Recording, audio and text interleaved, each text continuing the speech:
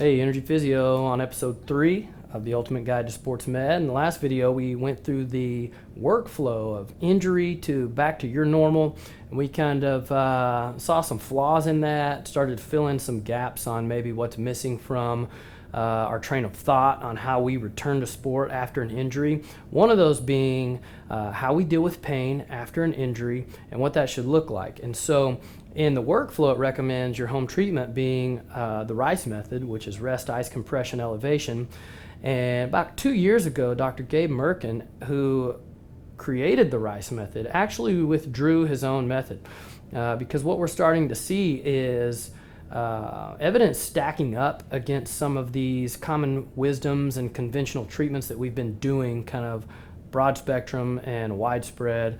And so particularly dealing with rest is that we know total rest and taking all load out of a tissue actually is worse for its healing response. And so we not only are we dealing with disuse atrophy in the area, but we have scar tissue that doesn't align very well. We have tissues that don't respond to loading as well once it's appropriate to start loading them in a way to restore capacity.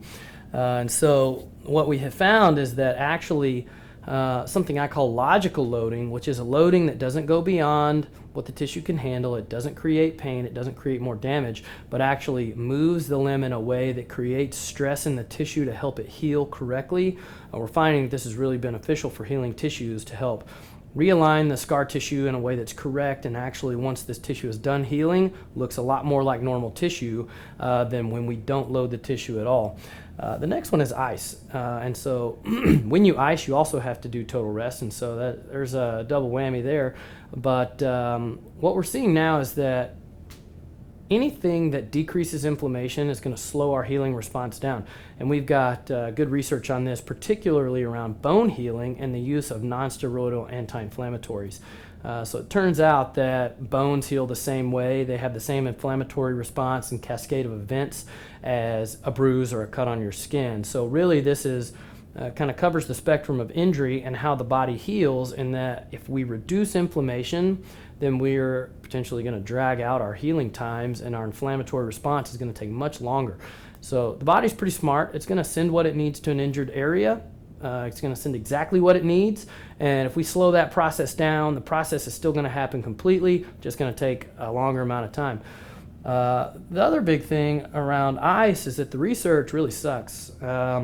They all come to the conclusion that we need more research, but they never really get down to the nitty-gritty about, how cold, how long, and how deep does it go. So there's research showing superficial nerve injury with the use of icing injuries, and that's because it doesn't address how cold, how deep, for how long. But let's think about just the difference in people. Some people might have more fatty tissue around an injured area, or a large amount of muscle mass around an injured area, or somebody might be really lean and very thin. And so in these different scenarios, how deep, how cold, for how long, there's just a lot of unknown variables around icing that don't fit into this evidence-based medicine model, but we see ice being applied in home and in clinic all over the world. So not enough research here to convince me that we should be doing it, and evidence is actually stacking up now that we shouldn't.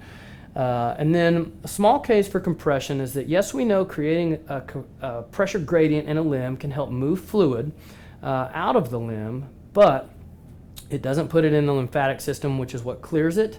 And also, by the nature of creating a gradient to push something out, that gradient is also limiting stuff from coming in. So yes, you may be pushing fluid up through the leg or up through the arm, but you're also limiting blood flow and oxygen from effectively getting in because it's having to go against the gradient. So these are all passive things. Rest is passive, ice is passive, compression is passive. Elevation really isn't too bad, but it's still passive. And so it goes against this idea that we should be doing a more active recovery. A logical loading, which does a couple of things. It helps realign scar tissue. It helps reinforce blood flow into the area and this cascade of events to help heal the tissue. It also creates an internal compression within the muscle that drives the lymphatic system. So the lymphatic system, we know, only functions via muscle activation and large vessel pulsation, none of which you get with total rest. And so, but by logical loading, you can create an internal compression that activates the lymphatic system, clears the fluid, also brings in blood flow and oxygen, which is good. And so really an active recovery does all these things in a much smarter way besides just sitting on your rear, resting with an ice bag on, maybe with some added compression. The other thing to address about pain specifically, and especially going back to the idea that once your pain is gone, you can slowly return to sport, which remember we don't think is a thing. You know, we're either playing sports or we're not. But the idea is that just because pain is gone doesn't mean the problem is gone. So Functional Movement Systems does a good job with this, talking about this pain, injury, motor control cycle. It doesn't matter where you enter in the cycle, all three of these things can happen. So if you have pain, it's going to change the way you move. This is motor control here, which can lead to injury. Or you could get injured, which is obviously going to create pain and change the way you move.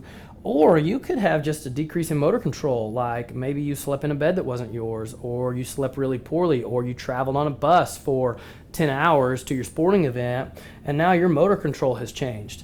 This can lead to pain. It can also lead to injury, and both of those are going to lead to each other. So this idea that once your pain is gone, it's okay to return to activity is really dangerous because we're leaving lots of things unresolved under the surface that are what are causing the problem in the first place. So when we're talking about home treatment, we need a more active recovery.